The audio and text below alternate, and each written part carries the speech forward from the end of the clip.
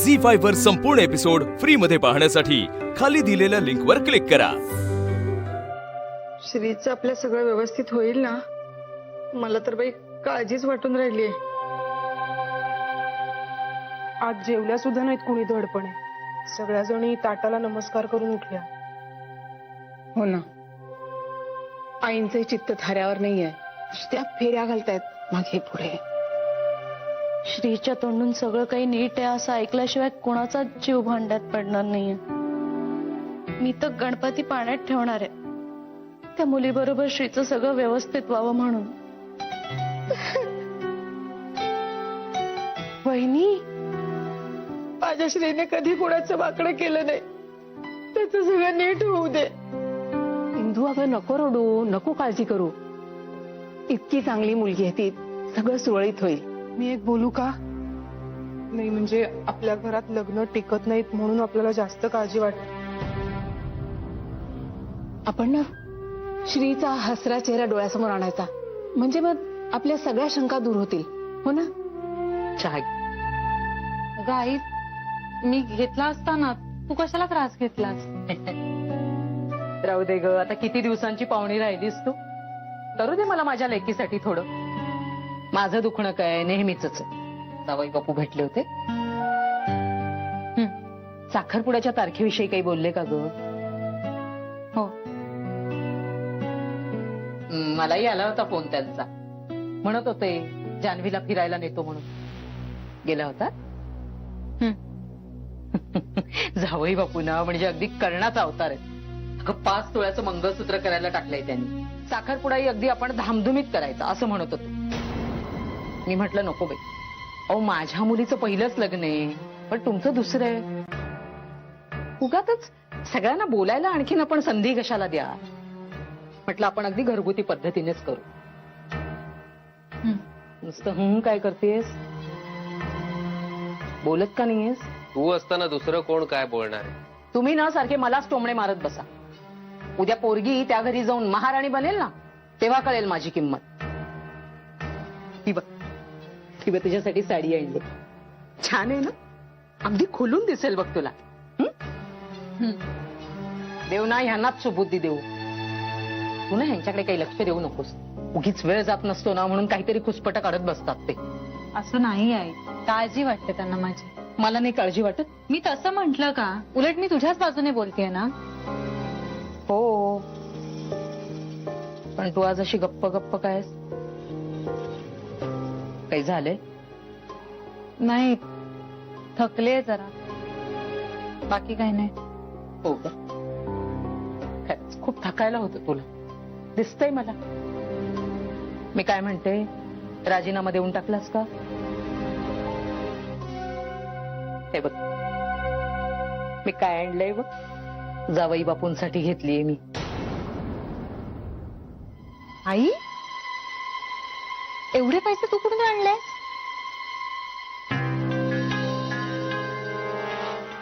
सांगते ना, सगळं सांगते. लोकांना वाटतं मी सावत्र राणी. मला कशाला तुझ्याबद्दल काही वाटेल. तू मला रोजच्या खर्चासाठी, भाजीसाठी म्हणून जे पैसे ठेवून जायचीस ना, त्यातनं थोडे थोडे थोडे थोडे वाचवून मी असे बाजूला करून ठेवले होते. मला एक मुलगी आहे.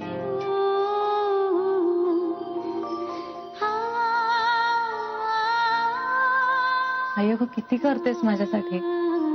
कोण म्हणेल ग तुला माझी सावत्र आई आहेस असं? I am sorry. त्या लग्नाच्या विषयात जरा माझं मन खट्टू झालं होतं. नाही म्हणजे लग्न करायचं नाही असं नाही ग. अय्या, आला की हा? अरे अरे, आम्ही तुलाच फोन लावत होतो.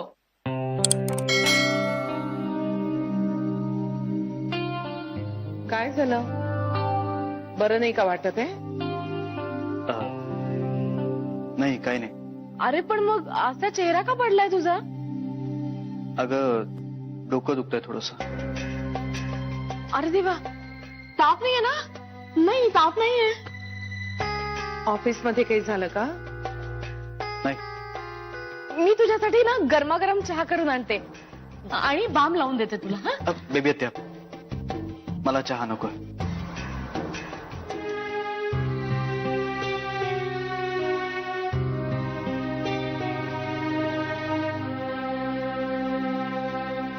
मनात आणलं ना तर बाई अख्खं जग चालवू शकते. माणसं हँडल करणं खूप सोपं असतं गं. मी जान्हवीच बोलतेय. हॅलो.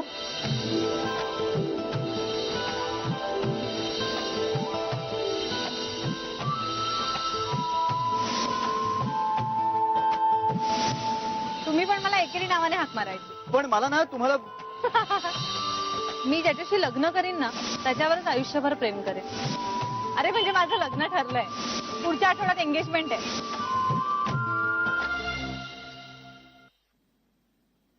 आई श्री अजून आला नाही. आलाय आलाय आलाय तो. आलाय? मग मला कसं कळणार नाही? तो रूम मध्ये गेलाय. रूम मध्ये गेलाय? आई काय झालंय? काही काळजी करण्यासारखं आहे का? नाही मला कळलं सुद्धा नाही. अहो तुम्ही तरी सांगायचं ना, केव्हापासून काळजीत पडले मी. नर्मदा, त्याला एकट्याला राहायचं होतं म्हणून तो आपल्या खोलीत गेलाय. एकट्याला राहायचं होतं का? कारण तुमचा श्री थोडासा वेडा आहे.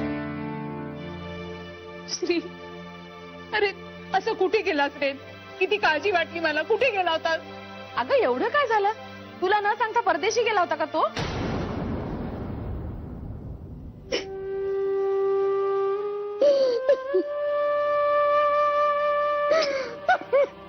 ठीक आहे. श्री तू तुझ्या बाबांसारखं मला न सांगता कुठे जाणार नाहीस तर रे? बेबी, गंमत करायची ही काळवेळ असते आणि आपण काय बोलतोय याचा विचार करून बोलावं माणसानं. अय्याजी, आता प्लीज तू नको ना चिडूस. हे बघ बेबी आत्या चुकून बोलून गेली आणि आता आई पण शांत झाली. हो की नाही आई? आई खरं म्हणजे श्री अजून आला नव्हता ना, म्हणून खूप कासावीस झाला होता माझा जीव. आणि बेबी बोलल्याचं फक्त निमित्त झालो. कोणी दुखावलंय तुला?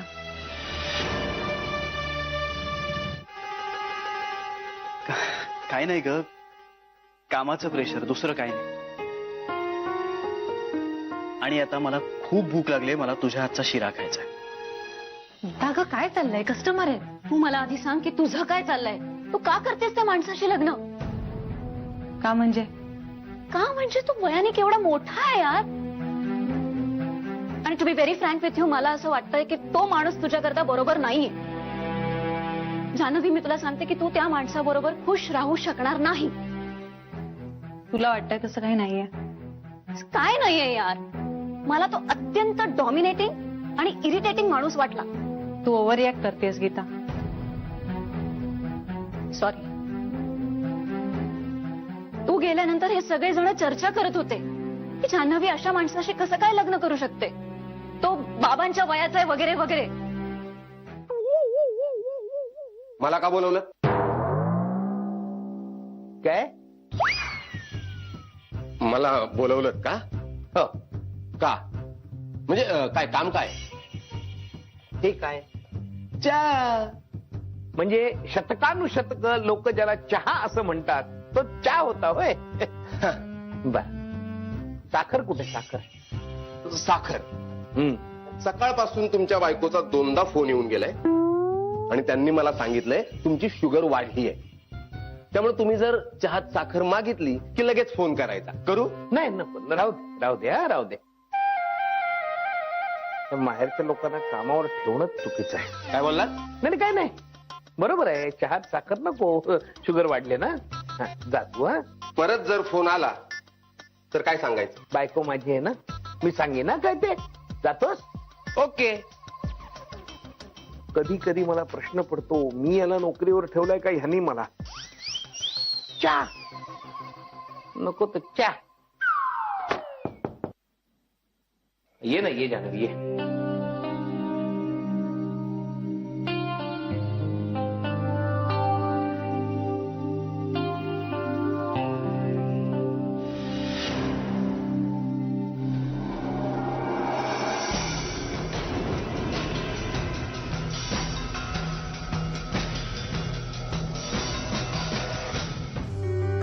झी5 वर संपूर्ण एपिसोड फ्री मध्ये पाहण्यासाठी खाली दिलेल्या लिंकवर क्लिक करा.